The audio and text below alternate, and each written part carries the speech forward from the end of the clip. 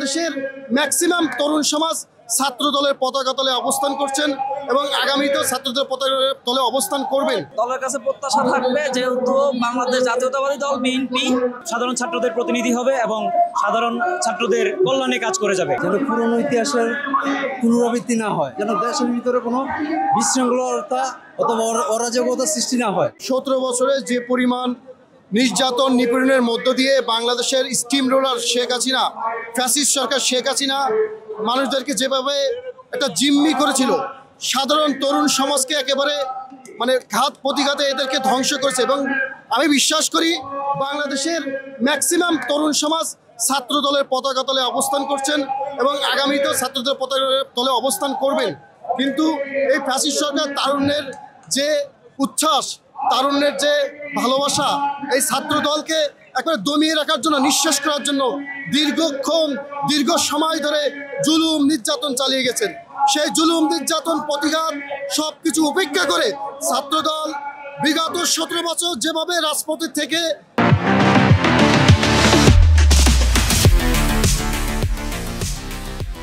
এই ফ্যাসিস্ট খুনি হাসিনার এই জুলাই আন্দোলনের মাধ্যমে বিতাড়িত করেছে, আগামীতেও যে কোনো ধরনের ষড়যন্ত্র, যে কোনো ধরনের এই দেশকে নিয়ে যে কোনো ধরনের অপচেষ্টাকে, অপরাজনীতিকে প্রতিহত করে ছাত্রদল একটা সুন্দর সমাজমূলক, ছাত্র সমাজের প্রতিনিধিত্বমূলক সুন্দর সমাজ ব্যবস্থা প্রতিষ্ঠা করবে এই বিশ্বাস রাখি।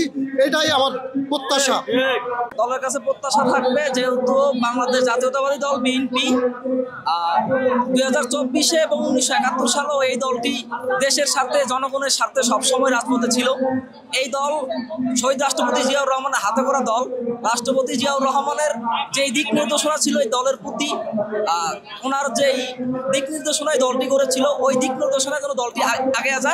এবং নির্বাচন পরবর্তী সময়ে আমরা দেখেছি যে বিগত বছরগুলোতে যেই সরকার ছিল ফ্যাসিস্ট খুনি হাসিনার, তারা নির্বাচনের পূর্ববর্তী সময়ে একটি আশ্বাস জনগণকে দিয়েছিল যে আমরা জনগণের জন্য কাজ করব, জনগণের হয়ে কাজ করব, কিন্তু জনগণের বিপরীতে স্বৈরতন্ত্র কায়েম করেছিল।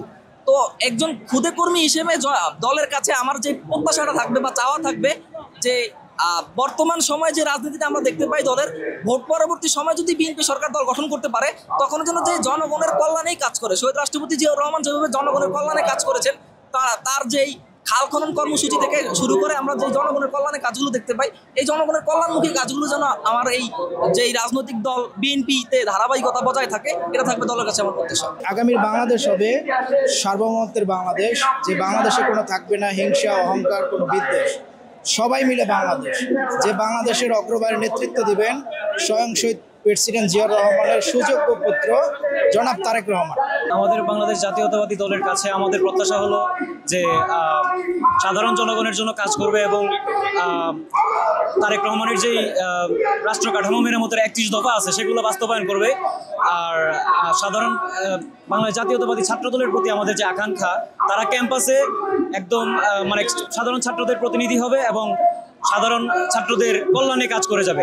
আগামীতে প্রত্যাশা করছি তারেক রহমান 31 দফার মধ্যে যেগুলো আছে সেগুলো বাস্তবায়ন করা, সাধারণ ছাত্র এবং শিক্ষার্থীদের নিয়ে আমাদের এই সুন্দর বাংলাদেশ গড়ে তোলা, যেটার জন্য সবাই প্রত্যেক শহীদ যোদ্ধা হয়েছে, শহীদ রক্ত দিয়েছে, তাদের অবদান ভুলে না যাওয়া, তাদের অবদান রাখা, তাদের সব ক্ষেত্রে রাখা, আর আন্দোলন এভাবে এগিয়ে যাওয়া, বাংলাদেশকে আর কোনো ষড়যন্ত্রের মধ্যে না ফেলে বাংলাদেশকে এগিয়ে নিয়ে যাওয়া। আগামী দিনে সুন্দর বাংলাদেশ নির্মাণের জন্য আমাদের ভারপ্রাপ্ত চেয়ারম্যান, আমাদের ছাত্র দলের অভিভাবক, সাংগঠনিক অভিভাবক তারেক রহমানের নেতৃত্বে স্বপ্নের বাংলাদেশ বিনির্মাণ হবে, সে আশাবাদ ব্যক্ত করি। আগামীতে আমরা অবশ্য দেশকে খুব সুন্দরভাবে সাজাতে চাই, যেন পুরনো ইতিহাসের পুনরাবৃত্তি না হয়। আমরা এই দেশের ইতিহাস সম্বন্ধে জানি। আমরা চাই এমন একটা দেশ যেখানে দল বলতে কিছু থাকবে না, আমরা সবাই একত্রে ধর্ম ব্যবস্থা একসাথে রেখে একভাবেই দেশকে চালাতে, যাতে এখানে কোনো বিশৃঙ্খল সৃষ্টি না হয়। আমরা দেশটাকে একেবারে একটা দেশ স্বাধীন হওয়ার পর যেভাবে চলে, আমরা চাই নির্বাচনের পর দেশটা ওইভাবেই যেন চলে। আমরা আমার দলের কাছে অবশ্যই আমরা আর্জি রাখবো যেন দেশের ভিতরে কোনো বিশৃঙ্খলতা অথবা অরাজকতা সৃষ্টি না হয়, সবাই যেন দেশে আমরা মিলেমিশে বসবাস করতে পারি।